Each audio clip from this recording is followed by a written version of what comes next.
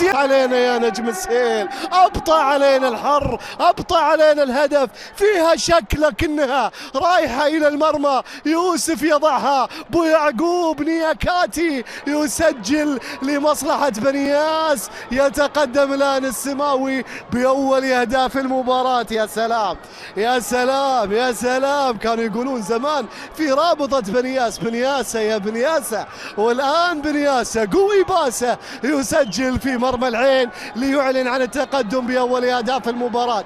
يا سلام، كنت امتدح بنياس قبل شوي وبعدها بفيه، ومن ثم اللعب على المرتدات، لانه يعرف تماما العين راح يتقدم للامام وراح يكشف خطوط الخلفية، وبالتالي وجود مساحات. والان يضرب دفاع العين، لكن هذا الهدف يستفز العيناوية. يحيى نادر الى كاكو، اين انت لم تظهر افضل صانع في الدوري السعودي. بندر عالية وامامية، الكرة لوزولوت، الكرة بتتسدد ولكن سهيل، ومطالبة من سفيان، واعتقد اليد في موضعها الطبيعي. العب العب العب العب، الكرة بارك الحديقة الذي ينتمي للحديقة التي يسكنها بشر. هذه الكرة هل هو محق؟ لا يا سفيان اليد. الآن إلى كاكو عالية عرضية أمام المرمى، لكن يا سلام من هذا الفتى؟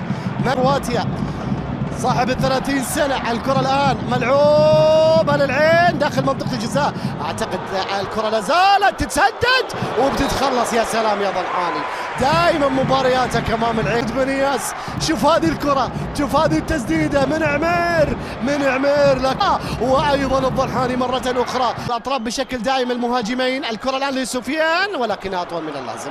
كثير جوارديولا يعملها وكثير من المدربين يقلدونه في ذلك. الآن الكرة إلى كاكو، الآن اللعب بين الخطوط ليحيى أمام المرمى السلام! كاكو بذكريات الاسيست، وكاكو بذكريات سكوكو وبذكريات كوكو. تذكرونهم يا العيناوية؟ يا ما قلنا ويا ما قالوا ويا ما سجلوا ويا ما حطوا ويا ما ظهر الورد البنفسجي ليعلن عن نفسه في هذه المباراة ويعدل النتيجة عن طريق كاكو.